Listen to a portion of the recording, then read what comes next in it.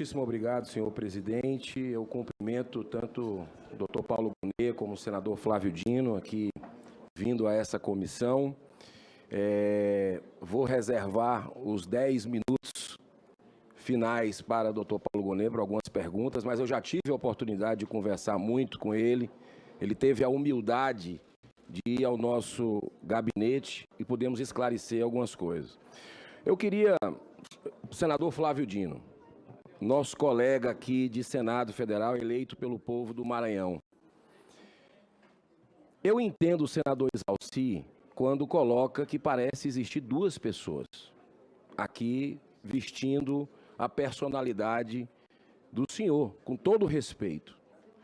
Porque num passado muito recente, não é coisa de 15, 20 anos atrás, não, é coisa de 2, 3 meses atrás, nós tivemos a oportunidade de estar numa sessão na Comissão de Segurança Pública e numa CPMI que houve um deboche da parte do seu ministério, e o senhor representa, é o titular do ministério, com relação ao Parlamento brasileiro, onde nós trabalhamos exaustivamente durante quase 6 meses, buscando a verdade sobre o que aconteceu, trazendo dados, e tivemos que recorrer a fotógrafo, à imprensa, para buscar o que é que foi visto dentro do Ministério, ali no estacionamento do Ministério que o senhor estava, que era a Força de Segurança Nacional, que poderia, numa emergência daquela, ter sido acionada, e não foi. Poderia nada daquilo ter acontecido no dia 8, aquela tragédia. Agora, eu vi um Flávio Dino belicoso. Eu vi um Flávio Dino que desdenhou de parlamentares. E aí, independente de questão, se é adversário, se não é, esse tipo de coisa não pode acontecer. O senhor se auto-intitulou de vingador. E não foi uma vez, não. Foram várias entrevistas rindo, falando como vingador. É isso que a gente precisa num Brasil que quer paz, que quer pacificação de verdade. Cadê um fato concreto nesses 11 meses que o senhor está buscando a pacificação? E o que me preocupa, senador Portinho, é que quando você chega lá no Supremo, e foi dito por outros colegas aqui, senador Magno Malta, parece que se esquece completamente do que falou, da mansidão que colocou, respondendo, totalmente diferente do que a gente viu. E o ministro Flávio Dino, o senhor se auto-intitula comunista. Comunista, marxista, que admira Lênin, que segue, falou 6 vezes a palavra Deus aqui hoje, que eu contei, depois eu parei de contar. Isso não cabe na mesma frase. Como é que, olha o que é que o comunismo produziu no mundo: ditaduras, mortes, fome, miséria. E aí nós temos 92% do povo brasileiro cristão, com valores e princípios bem definidos. O que esperar de pautas tão importantes que estão no Supremo Tribunal Federal com o ministro comunista? Com todo respeito, eu tenho amigos que são ateus e são muito melhores, fazem o bem e caridade do que muitos cristãos. Mas eu me preocupo com esse tipo de colocação. Outra coisa, senhor presidente, que eu quero colocar para o ministro Flávio Dino, é com relação, por exemplo, eu concordo que nós podemos ser adversários no campo da política, mas jamais inimigos. Chega de briga, chega de guerra. Temos que colocar a verdade, sim, mas olhando a pessoa, tendo cuidado com isso. E eu lhe pergunto, como é que o senhor vai se posicionar lá, se for para o Supremo Tribunal Federal? O senhor vai se declarar suspeito? O mesmo número de vezes que o senhor falou a palavra Deus, sem contar as alegorias de Sermão da Montanha e tudo. O senhor falou também, não respondeu, aliás, os senadores que lhe perguntaram hoje durante o dia sobre eventuais processos com adversários políticos seus lá no Supremo. O senhor vai se declarar impedido, suspeito sobre isso? Queria lhe fazer essa pergunta de forma objetiva.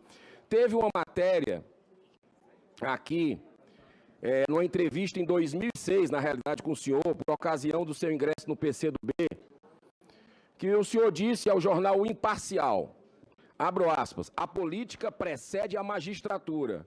Minha ida para a magistratura foi uma opção política, pois era uma oportunidade de ocupar o Estado, para dentro desse ramo do poder, criar um projeto. Aí o senhor sequencia aqui.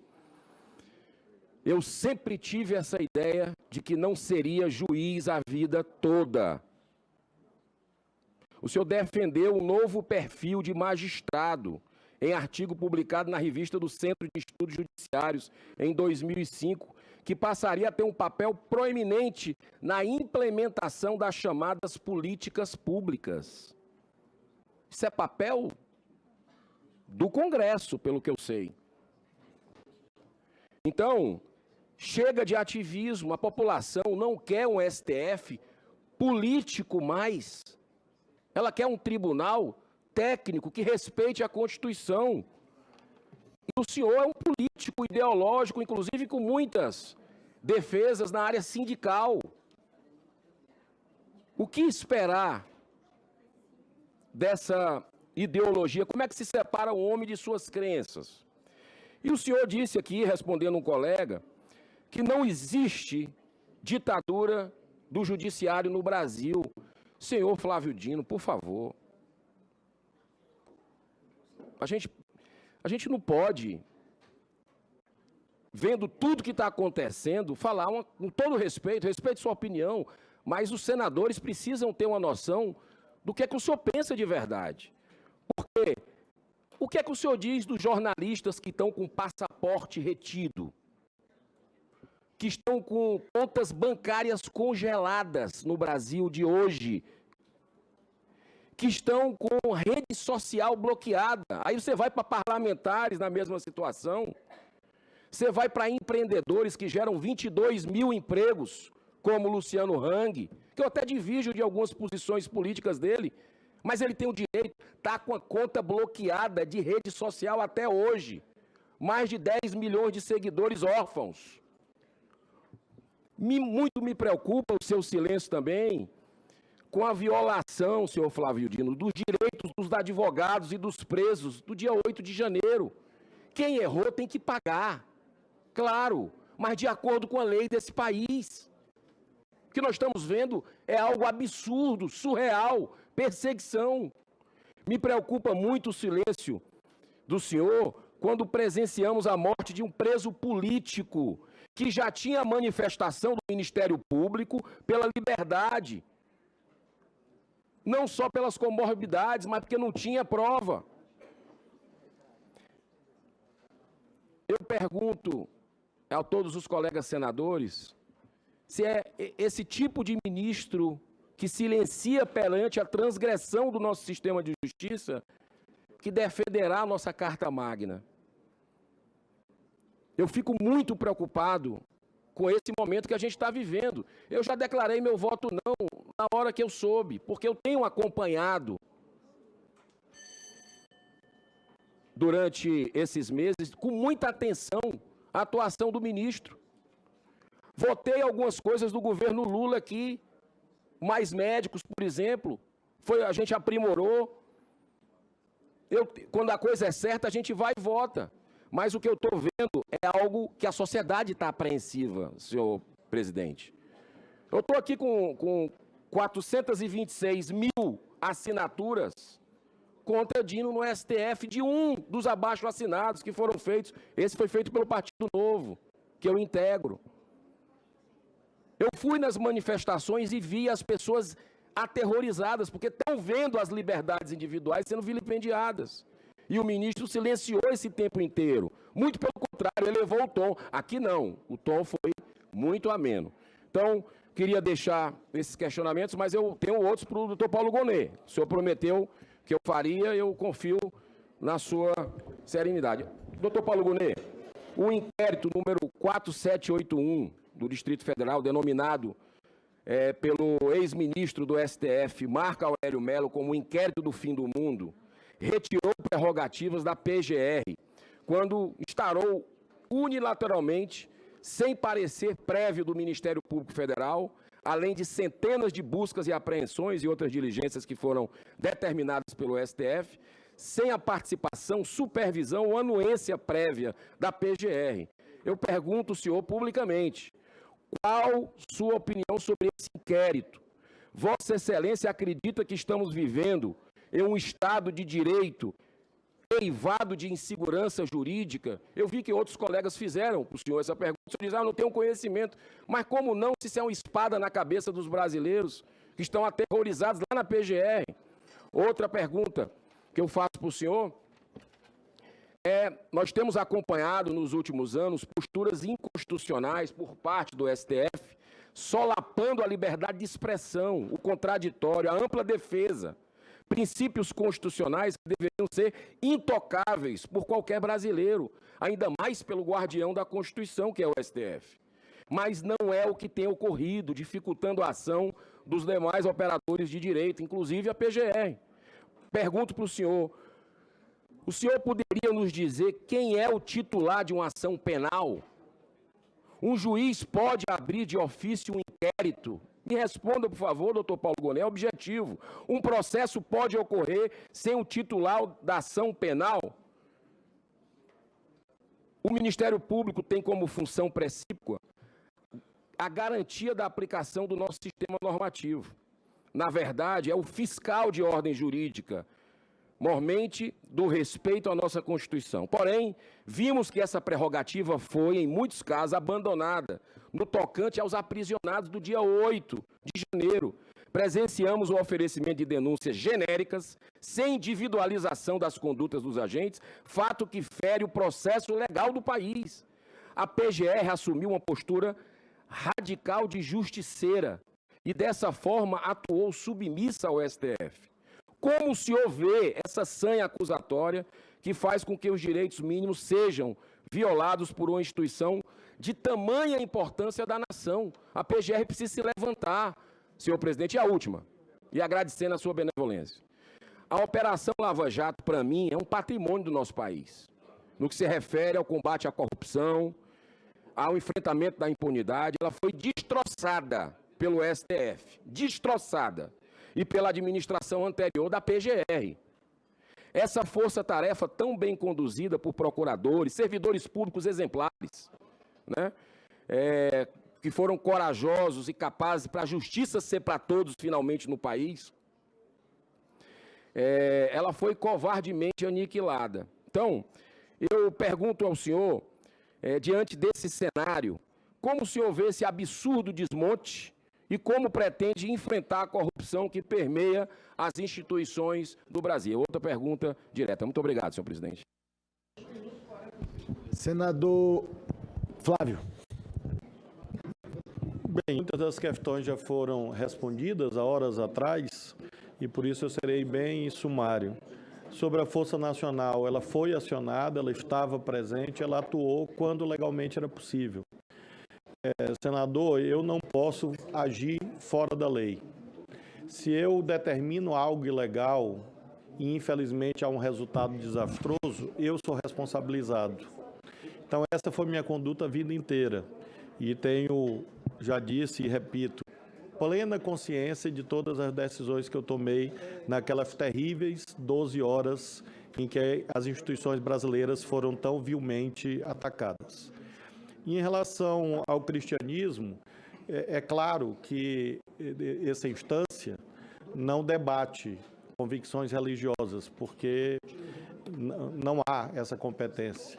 Eu quero apenas aproveitar a sua pergunta para agradecer a todos os cardeais, arcebispos, bispos, padres, freiras, irmãos e irmãs de fé que me mandaram hoje centenas de mensagens.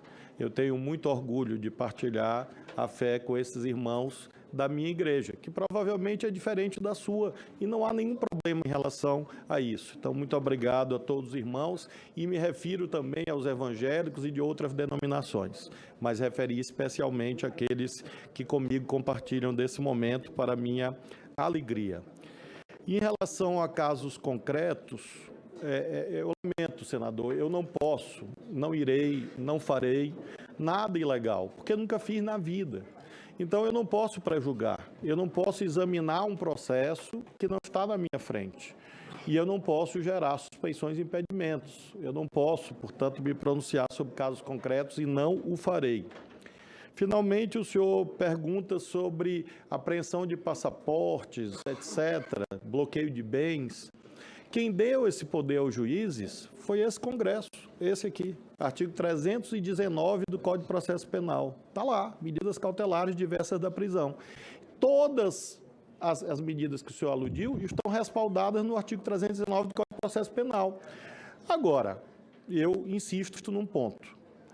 Eu sou político, tenho posições públicas claras até esse momento no exercício da função política, mas no exercício dela nunca fui agressivo com o Poder Judiciário do nosso país. Eu me constranjo um pouco, porque há aqui ministros, desembargadores, juízes, procuradores, defensores, há horas sendo agredidos coletivamente. E não é o caso, realmente, né? Nós precisamos separar as responsabilidades que são individuais. Com certeza, assim como existem maus políticos, existem maus magistrados. Agora, não é possível falar no judiciário, no poder judiciário, como se fosse uma criminalização da atividade judicante no Brasil, com a qual realmente eu não concordo, embora, claro, respeite a sua posição diferente da minha. E sobre essa questão de político-juiz, eu volto às metáforas futebolísticas, que elas são muito úteis. Um dos maiores jogadores que já passou no mundo é nosso colega senador Romário. Eu o vi jogar muitas vezes. E lembro que ele jogou um tempo pelo Flamengo, outro tempo pelo Vasco. Quando ele era do Flamengo, ele fazia gol no Vasco. Quando ele era do Vasco, ele fazia gol no Flamengo. Simples assim. Ou seja, as pessoas mudam de papel, de ofício, e isso se dá a um professor. Eu ministro Direito Constitucional, depois eu vou ministrar Direito Civil, a aula não é a mesma. É isso, é tão simples isso. E isto não é ter dois Flávios Dinos, é só um. Agora é um que tem compreensão de que a vida oferece múltiplos papéis. E por isso, assim como eu fui juiz lá atrás, e fui juiz dos autos, juiz das regras éticas, juiz da equidistância, como político, eu tinha não só o direito, como a obrigação de agir de modo diferente como juiz. Veja, não há nada de pecaminoso ou de reprovável eticamente em um político ter posição ou lutar por elas. Pelo contrário, é sua obrigação, ele foi eleito para isso. Agora, se ele muda de time, ele deixa de ser do Flamengo, vai para o Vasco, é claro que ele não vai se comportar do mesmo modo. Eu lembro de um genial lateral esquerdo do Flamengo, Júnior, ele jogou na lateral esquerda e jogou no meio campo. Foi igualmente genial. Leonardo, outro genial lateral esquerdo, jogou também pelo meio campo. É assim, a vida é assim, e não há, portanto, incompatibilidade entre esses múltiplos papéis. Tá. Doutor Minha Paulo, tem pergunta que foi feita para Vossa Excelência. Obrigado. Senador, o que eu vou pedir a Vossa Excelência permissão para me remeter à